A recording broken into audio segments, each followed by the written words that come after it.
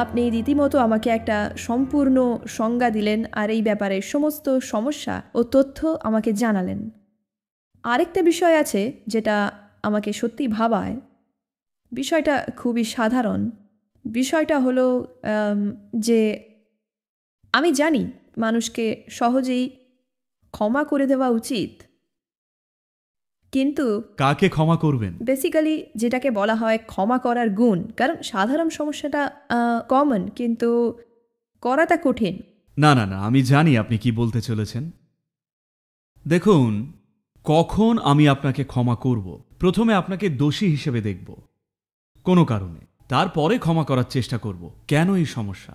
আপনাকে অপরাধী হিসেবে না দেখে আপনি যেমন তেমনভাবেই যদি মেনে নিই, তাহলে আর ক্ষমা করার প্রশ্নই আসে না। আপনি শুধুই জীবনকে জটিল করছেন। হ্যাঁ ঠিকই, কিন্তু যখন ক্ষমা করার প্রশ্ন আসে, যখন মানুষকে... কিন্তু ক্ষমা করার দরকারটা কোথায়? আপনাকে ক্ষমা করতে হলে প্রথমে আপনাকে দোষী হিসেবে দেখতে হবে, তাই না?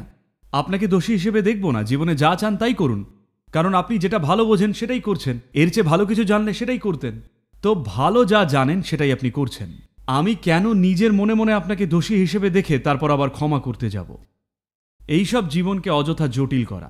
আমি কাউকেই ক্ষমা করি না, কারণ আমার চোখে কেউই দোষী নয়। কিন্তু মন থেকে ক্ষমা করার সময় ব্যাপারটা খুবই কঠিন লাগে। বেসিক্যালি মানুষ সাধারণত পারে না। তো আমি জানতে চাইছি... আমি বলছি ক্ষমার কোনো দরকারই নেই। প্রথম কথা, আমি যখন আপনাকে কিছুর জন্য দোষী বলে দেখি না, তখন ক্ষমা করার প্রশ্ন কোথায়?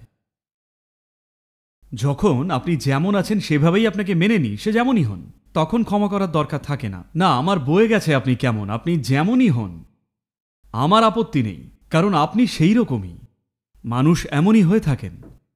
তো মানুষ এইসব নিয়ে ভাবেন কারণ তাদের অন্য মানুষদের থেকে অবাস্তব প্রত্যাশা থাকে। যেহেতু তাদের প্রত্যাশাগুলো অবাস্তব, তাই মনে মনে অন্য কাউকে দোষী বানিয়ে ফেলেন, আর তারপর একদিন তাদের ক্ষমা করে দেবেন। ভগবান সাজার দরকার নেই, ছেড়ে দিন এই সব।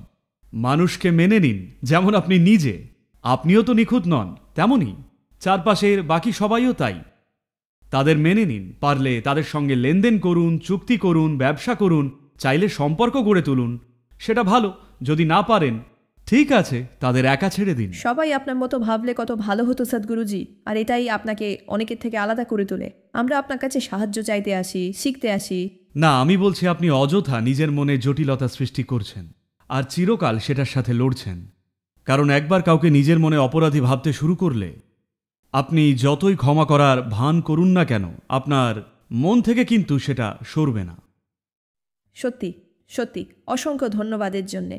আর আরেকটা বিষয় হলো, আমি সবসময় বুঝতে চাই, জানতে চাই আধ্যাত্মিকতার বিষয়ে কোনো বিশেষ পথ বা উপায় কি আছে যেটা মানুষ অনুসরণ করে একটা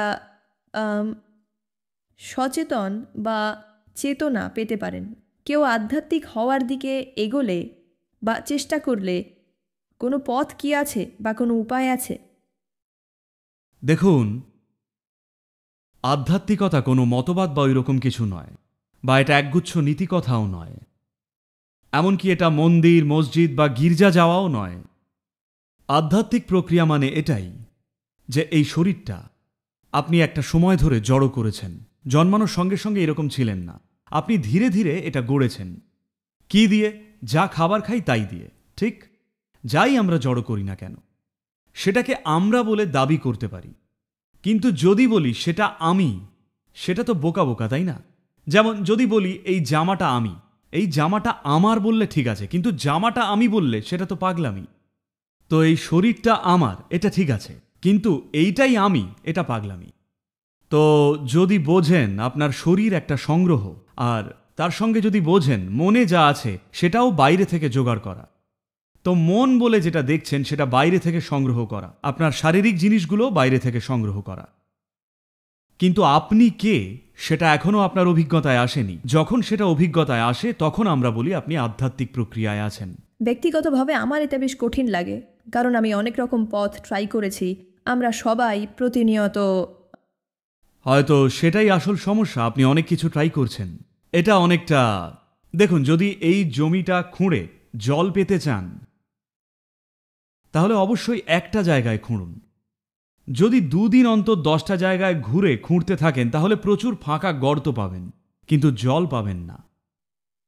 ঠিক, কিন্তু অনেকেই আমাকে উপদেশ দেওয়ার সময় বলেছেন যে যখন ওখানে পৌঁছানোর বিষয় আসে তখন আপনাকে নাকি ধ্যান ট্যান ইত্যাদি করতে হবে। আর কোনোভাবে অবচেতনে আম, যখন আমিও চেষ্টা করি, এটার অংশ হওয়ার চেষ্টা করি, কোনোভাবে সেই জায়গাটায় যেন পৌঁছতে পারি না, যেটা আমি খুঁজছি। আপনি অবশ্যই আসুন আর একটু ইনার ইঞ্জিনিয়ারিং করুন। সেটাই আমি করতে চাই। এই ব্যাপারে বলতেই যাচ্ছিলাম, আমি সত্যি আপনার উপস্থিতিতে ইনার ইঞ্জিনিয়ারিং করতে চাই, যেখানে আমি বুঝতে পারবো ব্যাপারটা কি আর আমি ঠিক কি চাইছি। দেখুন, ব্যাপারটা এইটুকুই, যদি আপনার শরীর আর মন এখন আপনার নির্দেশ মেনেই চলতো, আপনি কি তাহলে এটাকে ভালোভাবে রাখতেন? শরীর যদি আপনার কথা মতো চলতো, আপনার মন আপনার নির্দেশ অনুযায়ী চললে একে কি আনন্দময় আর খুশিতে রাখতেন? ব্যাস এটুকুই। আপনি জানেন না কোথায়, দেখুন আপনার একটা সুপার কম্পিউটার আছে কিন্তু জানেন না কিবোর্ডটা কোথায়। সেই জন্য ইনার ইঞ্জিনিয়ারিং দরকার। অবশ্যই আগে কিবোর্ডটা খুঁজুন, তবেই যা চান টাইপ করতে পারবেন। আমি অবশ্যই এটা খুব শীঘ্রই করব। Thank you, Sadhguruji.